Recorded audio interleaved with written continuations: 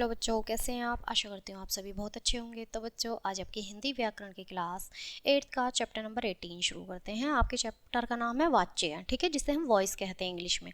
सबसे पहले आप देखेंगे पढ़िए। यहाँ पे कुछ उदाहरण दिए गए हैं बच्चों, तो उन्हें समझिए और पढ़िए। सबसे पहले देखेंगे मयंक पुस्तक पढ़ता है, ठीक है। दूसरे में मयंक ने पुस्तक पढ़ी जाती है, ठीक है। मयंक से पुस्तक पढ़ी जाती है। तीसरे में मयंक से पढ़ा नहीं जा सकता। समझिए, उपयुक्त वाक्यों से पता चलता है कि क्रिया की रूप रचना कभी कर्ता, कभी कर्म, कभी भाव के अनुसार होती है। प्रथम वाक्य में है कर्ता मयंक, क्रिया पढ़ता है, कर्म पुस्तक, क्रिया पढ़ी जाती है।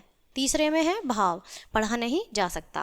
तो क्रियाओं का यही विधान वाच्य कहलाता है। वाच्य के भेद, वाच्य के मुख्य 3 भेद होते हैं: कृतवाच्य, कर्मवाच्य, भाववाच्य। परिभाषा, क्रिया के जिस रूप से उसके कर्म, कर्ता, कर्म या भाव के अनुसार होने का बोध हो उसे हम वाच्य कहते हैं। अब आप देखेंगे कि कृतवाच्य, कृतवाच्य में आप देख सकते हैं जिस वाक्य की क्रिया कर्ता के अनुसार होती है उसे हम कृतवाच्य कहते हैं। जैसे माताजी सो रही हैं, आकाश में पक्षी उड़ रहे हैं। यहाँ माताजी और पक्षी कर्ता तथा क्रिया के रूप उसी के अनुसार है। कृतवाच्य की क्रिया के लिंग और वचन कर्ता के लिंग और वचन के अनुसार होते हैं। बच्चे पुस्तक पढ़ रहे हैं, भावना कचौड़ी खाती है। इन वाक्यों में क्रिया पढ़ रहे हैं और खाती है क्रमशकर्ताओं में लिंग और वचन के अनुसार हैं।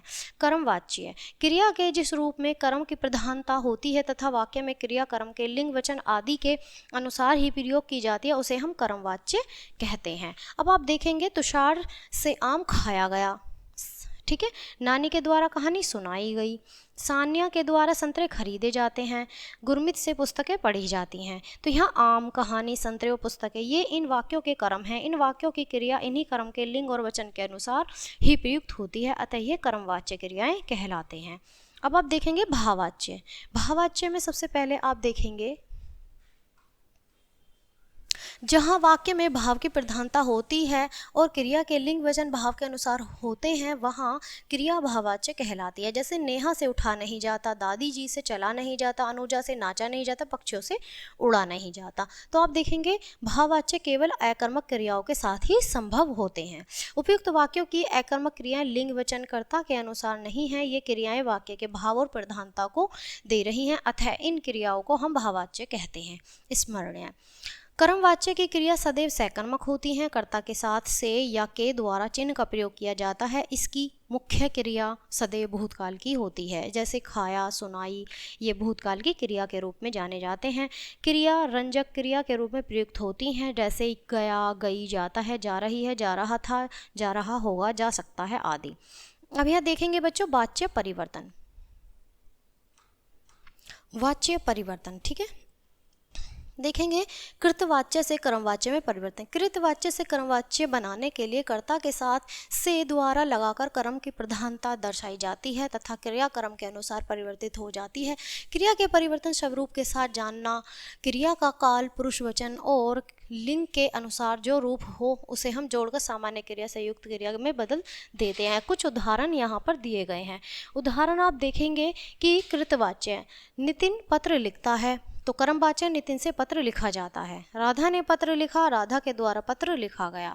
कृष्ण ने कंस को मारा, कृष्ण के द्वारा कंस मारा गया। श्वेता ने गुड़िया खरीदी, श्वेता के द्वारा एक गुड़िया खरीदी गई। यहाँ पर देखेंगे कर्मवाच्य, कृतवाच्य से भाववाच्य के परिवर्तन। कृतवाच्य से भाववाच्य में परिवर्तन करते समय कर्ता के साथ कारण के विभक्ति चिन्ह से के द्वारा लगाते हैं। इसमें क्रिया एकवचन, पुल्लिंग तथा अन्य पुरुष में रहती है और कृतवाच्य की क्रिया का सामान्य भूतकाल में जाकर उसके साथ काल के अनुसार जाना क्रिया का रूप जोड़ देते हैं। आवश्यकता अनुसार निषेध सूचक नहीं का प्रयोग भी किया जाता है। कुछ उदाहरण यहाँ देखिए। कृतवाच्य, लड़के छत से कूदते हैं, लड़कों से छत से कूदा जाता है। क्या वे पढ़ेंगे? क्या उनसे पढ़ा जाएगा?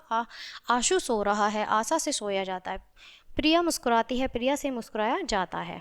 अब आप देखेंगे यहाँ पे उदाहरण कि अब तक पाठ में क्या पढ़ा। क्रिया के जिस रूप से उसके कर्ता, कर्म या भाव के अनुसार होने का बोध हो उसे हम वाच्य कहते हैं। वाच्य के 3 भेद होते हैं: कृतवाच्य, कर्मवाच्य, भाववाच्य। जिस वाक्य के क्रिया करने के अनुसार होती है उसे कृतवाच्य कहते हैं। जिस वाक्य में क्रिया कर्म लिंग वचन के अनुसार प्रयोग की जाती है उसे हम कर्मवाच्य कहते हैं। जिस वाक्य में क्रिया के लिंग वचन भाव के अनुसार होते हैं उसे हम भाववाच्य कहते हैं। चलिए, वाच्य ठीक है, हमारा जो पाठ है उसका नाम है वाच्य। तो पाठ को ख़त्म करते हैं, मिलते हैं आपसे इसी तरह एक अच्छे से पाठ के साथ। तब तक के लिए बाय, थैंक्स फॉर वॉचिंग।